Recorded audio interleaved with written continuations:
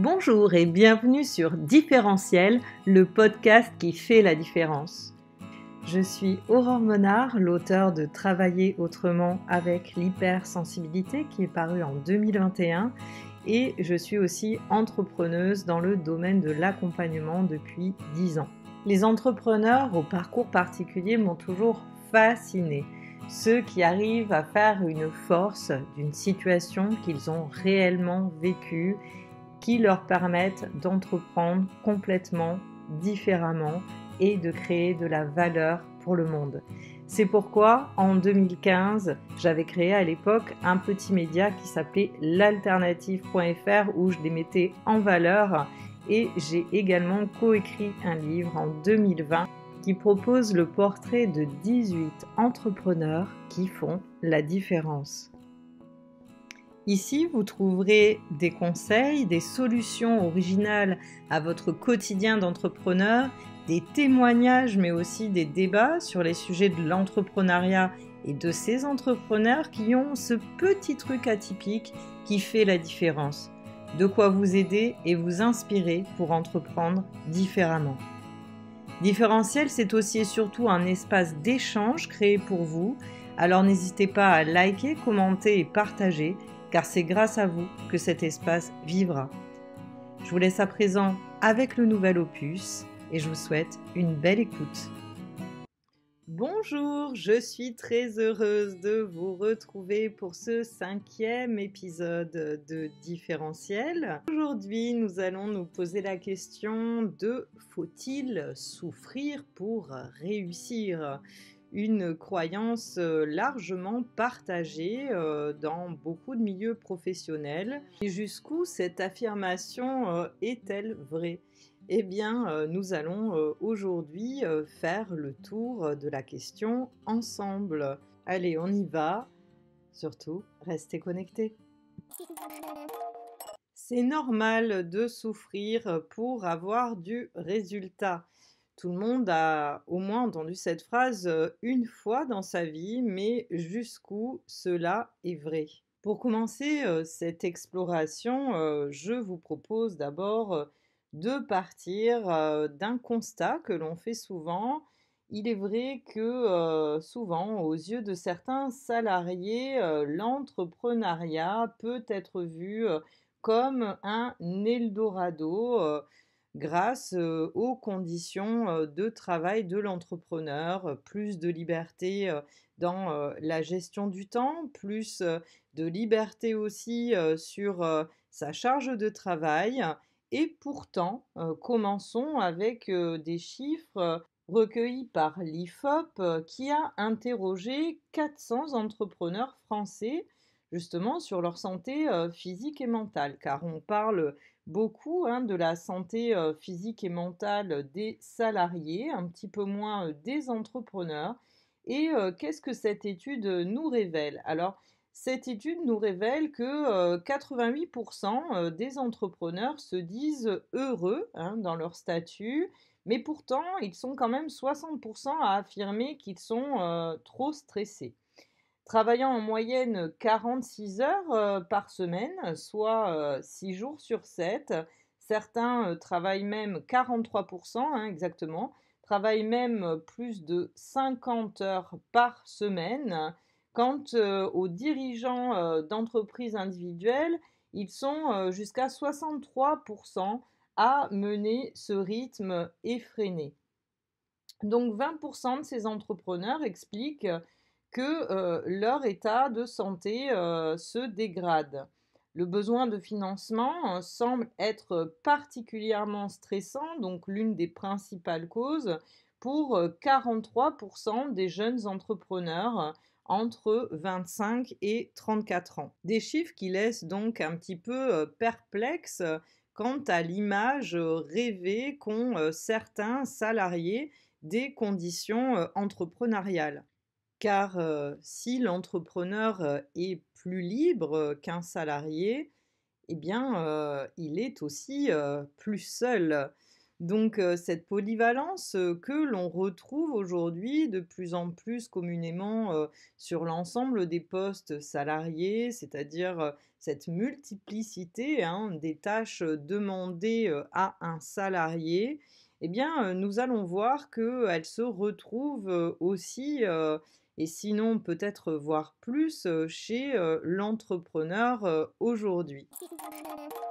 Beaucoup d'organisations ont dû s'adapter au boom numérique. En agençant et modernisant les postes de travail différemment, les entreprises se sont mises à la page de cette nouvelle ère que nous vivons. Si cette mutation s'est opérée dans un grand nombre de grosses organisations, il en a été de même pour les plus petits entrepreneurs. L'évolution rapide de ces nouvelles technologies ont amené avec elles une nouvelle manière de vendre et de communiquer en ligne. Là où il suffisait pour un entrepreneur hier de recourir à du bouche à oreille et à de la communication directe, comme des cartes de visite, des flyers ou de la publicité papier, l'explosion d'Internet conduit aujourd'hui ces mêmes entrepreneurs à une plus grande présence sur les réseaux et à se former à de nouvelles méthodes marketing et de vente en ligne.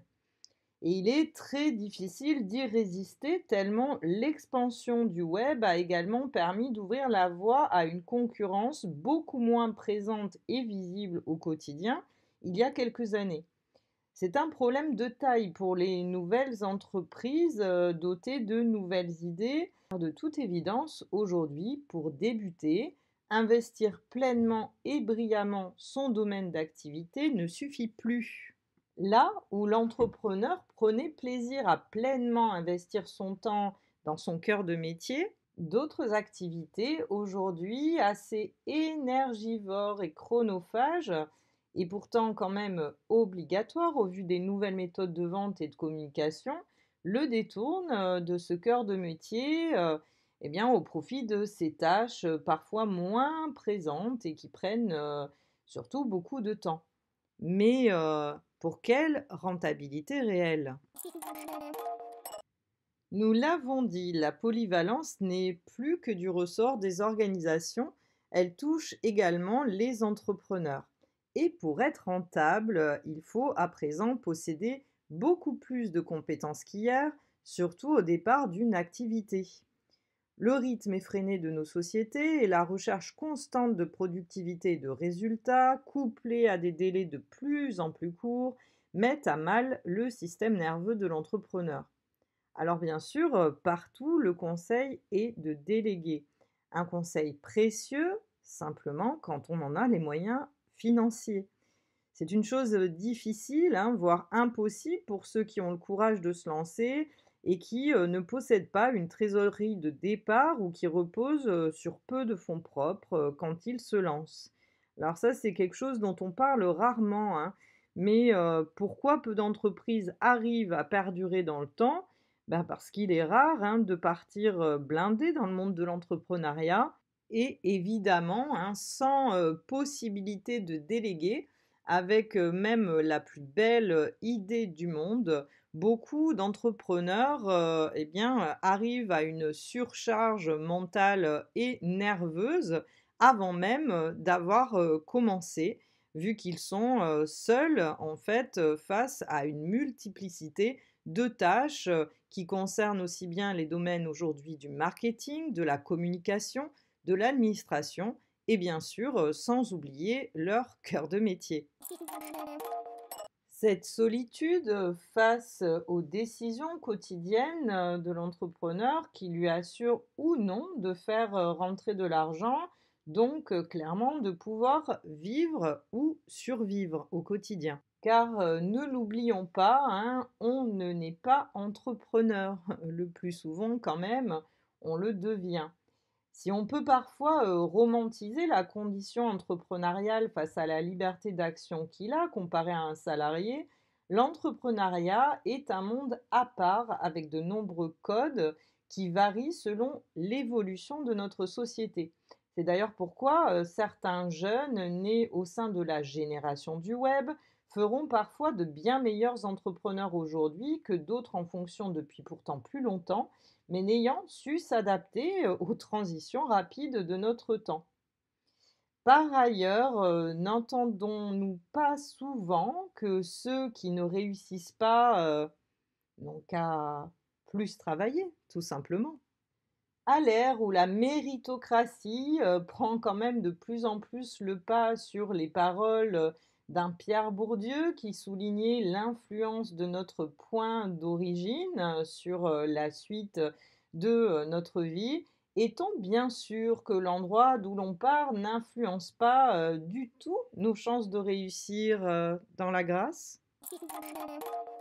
Pour plonger dans cette interrogation ô combien légitime, je vous propose un long extrait d'un article de janvier 2022 issu du site Welcome to the Jungle intitulé Souffrir pour réussir, un passage obligé de Thomas Descamps et Roman Ganneval. Donc, je vais vous citer ce qui est dit. Les auteurs soulignent dans cet article, je cite, que celui qui lui-même forgea le terme de méritocratie y voyait un cauchemar. Dans sa dystopie The Rise of the Meritocracy en 1958, le sociologue anglais Michael Young mettait en scène un narrateur fervent défenseur de cette théorie dont il pensait qu'elle avait permis de rompre avec l'injustice sociale. Que ce soit pour l'éducation, l'emploi ou le statut dans la société, chacun se trouvait désormais à la place qu'il méritait selon l'équation suivante: intelligence plus effort égale mérite. Alors les auteurs demandent, est-ce que cela est une utopie? Pas vraiment, puisque cette formule mathématique ne bénéficie qu'à celles et ceux qui, bien sûr, réussissent. Pire, elle justifie l'humiliation subie par les perdants. Malheureusement, disent-ils, peu de lecteurs ont pris en compte les méfaits de cette vision, peut-être trop séduits par l'idée que tout le monde était capable de sortir de son milieu social à la force du poignet. Et comme nous le savons tous, la méritocratie n'a cessé de faire des émules dans nos sociétés capitalistes, à tel point qu'en 2016, une étude du Brookings Institute notait que 69% des Américains croyaient que les gens étaient récompensés selon leur intelligence et leur talent et non parce qu'ils étaient issus d'une classe sociale supérieure. Alors il est dit, pourtant les statistiques de reproduction sociale prouvent bien que cette croyance est fausse. Nous vivons toujours dans un système d'héritiers décrit par le sociologue Pierre Bourdieu en 1964, alerte Ismaël Lemawel, et si elle est trompeuse, je dirais même que cette idée de méritocratie est dangereuse. Pour quelle raison? Parce que la méritocratie rend les individus plus égoïstes et plus susceptibles d'agir de façon discriminatoire.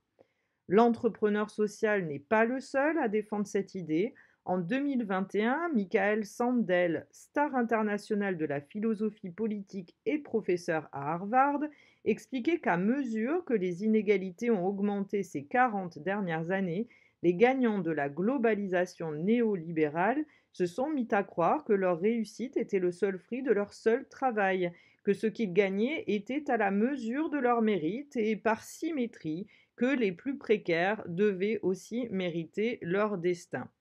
En d'autres termes, concluent les auteurs sur ce paragraphe, si vous êtes pauvre, c'est que vous méritez peu, non seulement votre salaire est bloqué, mais en plus, c'est de votre faute. Martin Latulippe, conférencier expert en motivation de renommée internationale, coach, entrepreneur social et mentor, qui a également créé l'Académie Zéro Limite pour les entrepreneurs, insiste également souvent sur cette nécessité de percevoir sa progression au regard de son point d'origine, non en comparaison d'autrui. De la même manière, Morgan Housel, auteur de La psychologie de l'argent, souligne également cet état de fait. Prenant pour exemple certains entrepreneurs devenus parfois millionnaires, il insiste sur les origines avantageuses de ces derniers, mettant en perspective ce même aspect. Donc, de manière simple, hein, eh bien, il est pourtant aisé de comprendre qu'une personne née par exemple de parents entrepreneurs ayant réussi aura déjà intégré les codes que certains autres auront à appréhender en autodidacte. Si cela n'est pas impossible, il ne faut pas minimiser cet aspect et prendre en compte que l'apprentissage de ces codes et de ces conventions prendront du temps et de l'énergie supplémentaire par rapport à quelqu'un qui est directement issu depuis l'enfance de ces milieux. Martin Latulippe, que j'ai cité précédemment, insiste également sur l'importance de respecter son propre rythme pour pouvoir, eh bien sûr, tenir sur la durée. En entrepreneuriat, l'image du sportif qui tient la distance est à privilégier à celle du coureur rapide. Mieux vaut être marathonien que sprinter au risque de s'essouffler rapidement. Écouter son propre rythme, un conseil qu'on n'entend que très peu, mais qui pourtant prend encore plus de sens face aux personnes neuroatypiques. Si ces personnes sont capables d'engranger beaucoup de données, d'être assidues et impliquées dans ce qu'elles font, de travailler consciencieusement et d'avoir également parfois une analyse plus fine des situations, leur système nerveux ne peut pas toujours s'astreindre à la cadence induite par une société de plus en plus rapide et soumise aux dictats souvent prioritaires de la productivité. Les personnes hypersensibles, par exemple, auront absolument besoin, pour bien fonctionner, de temps de pause entre les différentes plages de travail. On ne le dira jamais assez.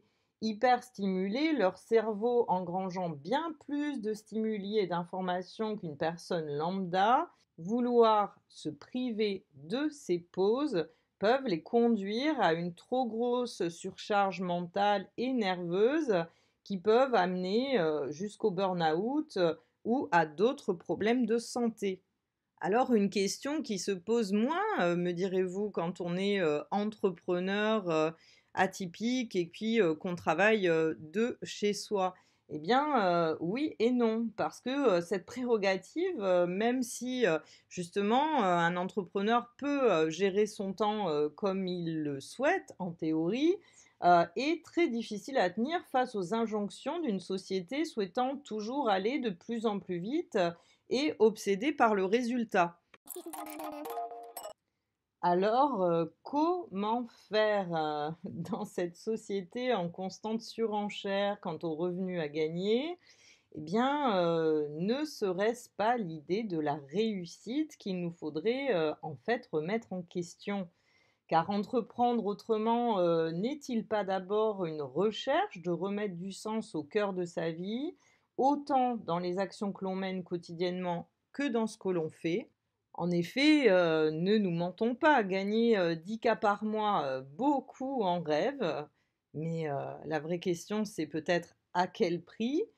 Parce que si l'argent est le nerf de la guerre, Morgan Housel démontre que de grands entrepreneurs millionnaires, ne sachant pas délimiter ce que gagner assez voulait dire, ont tenté de devenir milliardaires et ont tout perdu. Or, alors bien sûr, hein, tout le monde n'a pas pour objectif de devenir ne serait-ce que millionnaire, mais par contre, nous avons tous la capacité de fixer un assez qui nous correspond par rapport à nos aspirations propres. Si souffrir peut se justifier pendant une courte période pour avoir ensuite accès à ce dont nous aspirons, peut-être.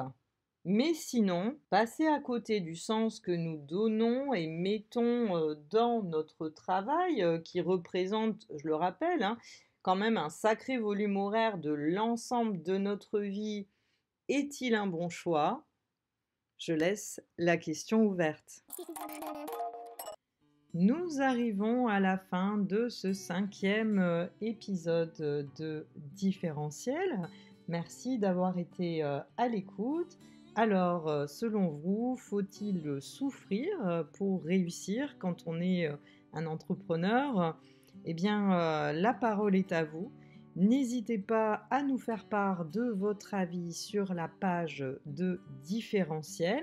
Et puis, si vous avez aimé en fait ce podcast, n'hésitez pas à liker, partager et vous abonner à la chaîne YouTube de Différentiel. Et dans l'attente du prochain épisode, eh bien, je vous dis à bientôt et portez-vous bien.